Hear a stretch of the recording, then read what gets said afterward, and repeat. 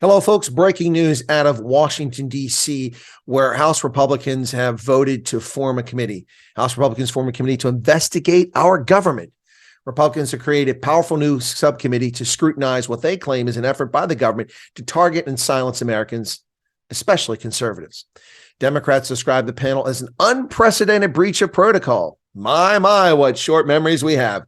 The sham politically motivated January 6th committee has not even turned over all its records, and the Democrats seem to have completely forgotten that farce. Just days ago that ended. But let's assume the Democrats are onto something. But then again, I suppose we cannot blame them for amnesia. Remember when Americans first became aware of rampant intelligence, government, illegal activity, and abuses against them? What was that? Oh, yes, the early 1970s, which led to the United States Senate Select Committee to study governmental operations with respect to intelligence activities. That's a mouthful. Otherwise known as the Church Committee. In 1975, this body investigated the CIA, the NSA, the FBI, and the IRS.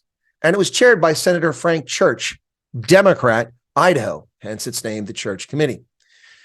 Now, this investigation is how the public became aware of abuses by our intelligence services, including military intelligence, Army, and also the national agencies. Programs like MKUltra, the drugging and torturing of U.S. citizens by the CIA. COINTELPRO, a surveillance of political and civil rights organizations by multiple federal agencies. Family Jewels, a CIA program to assassinate foreign leaders illegally. Operation Mockingbird, the CIA propaganda campaign colluding with domestic and foreign journalists to spread propaganda.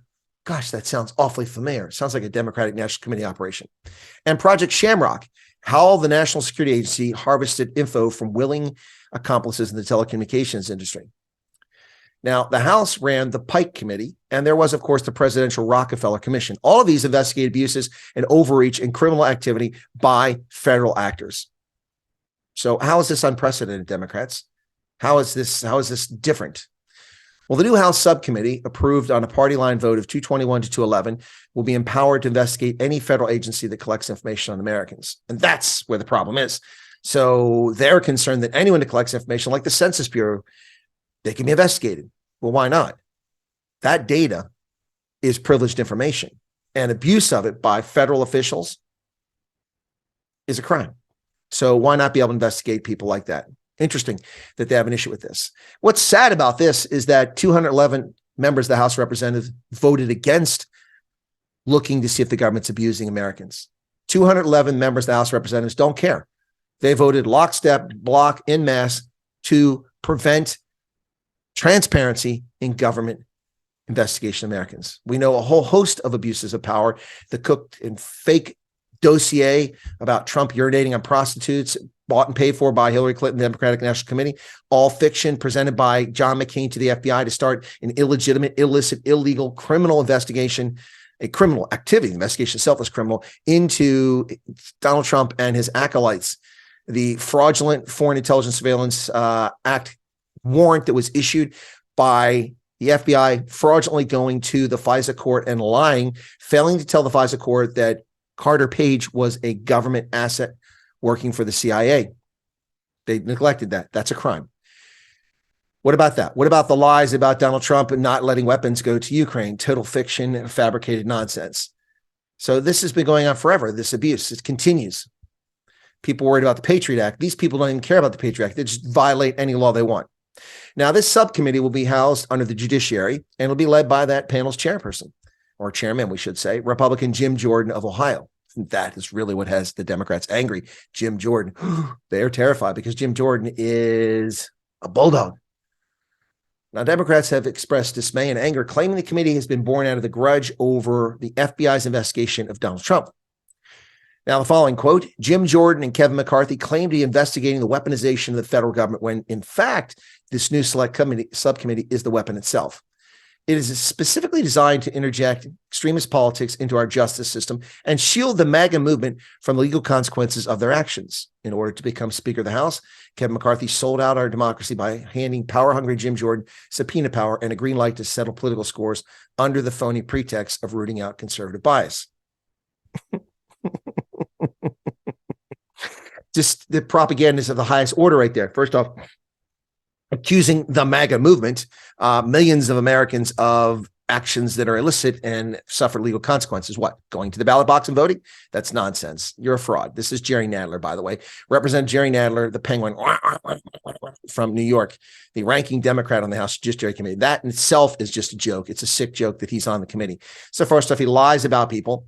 Next, he says sold out our democracy to power-hungry Jim Jordan. Really? Jim Jordan has been on the committee forever. Hasn't seen made a difference. Settling political scores. That's what 2 impeachments of Donald Trump, both fraudulent, were. That's what the pre-dawn raid on his house for having classified information, which he had been freely surrendering, 4 visits by the archives and the FBI to Mar-a-Lago, gave them documents, found documents on their own, turned them over, asked them how to properly secure them, followed their advice, and then they still came with 3 dozen FBI agents, body armor, and automatic weapons in pre-dawn hours after tipping off the media to embarrass the president and disgrace our nation. Meanwhile, Joe Biden steals classified information, holds on to it for half a dozen years, and just stores it openly in a nearby office building. And that happens, and it's found out about before the election, and it's not disclosed to the public until 2 months later. Yeah. Political bias? Yeah. Settling scores? That's what the Democrats have been doing since they took power. That's what they've been doing.